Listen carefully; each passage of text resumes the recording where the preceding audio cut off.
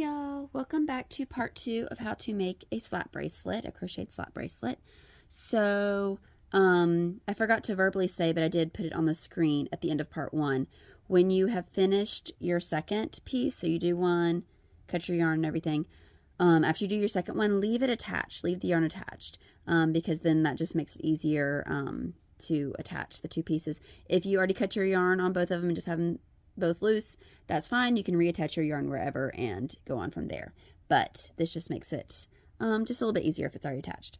So you're basically going to put these together, wrong sides inside together. So right sides facing out for both of them.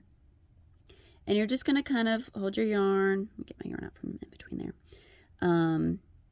And so I like to chain one to start, just to kind of give me a little bit of wiggle room there.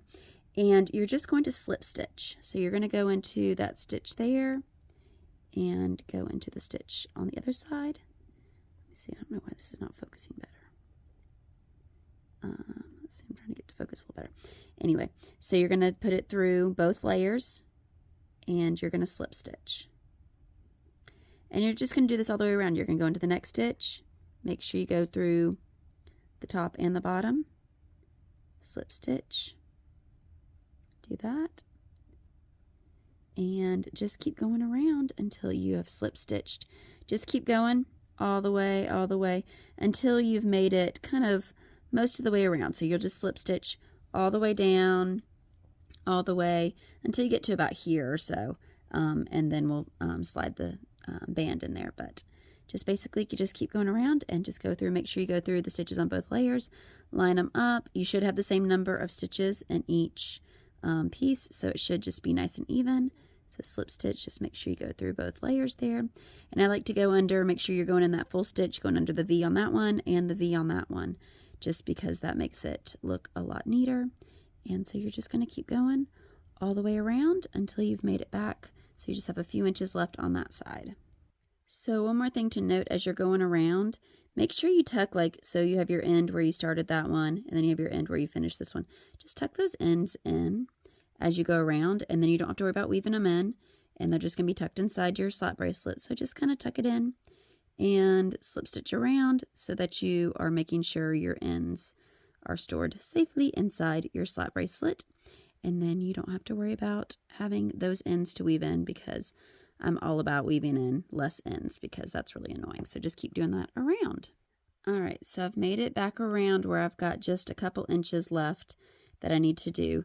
So I'm going to slide my slap bracelet in there. So sometimes it takes a little bit of wiggling.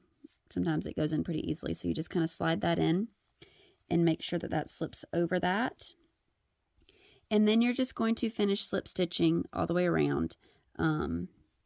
Until you get to, sorry, this yarn kind of splits a little bit. But just kind of keep slip stitching through until you get to the beginning. And so just slip stitching. You don't want to wait until the very last minute to put your slap bracelet blank in there, just because sometimes it can be a little bit hard. This yarn slides pretty easily. Some yarns it may stick to a little bit more. It just depends on the type of yarn and all that. So just keep slip stitching around until you get back to the beginning. Okay, so I've slip stitched all the way around. I've made it back to the beginning. I'm just going to cut my yarn.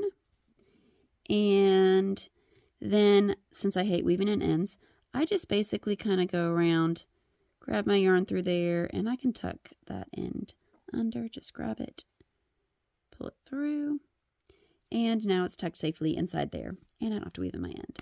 And then you have your fun little slap bracelet. So these are just really super fun. If you use a softer yarn, it just makes it really soft and cozy. These make great gifts, party favors, whatever. So yeah, so that is your finished slap bracelet.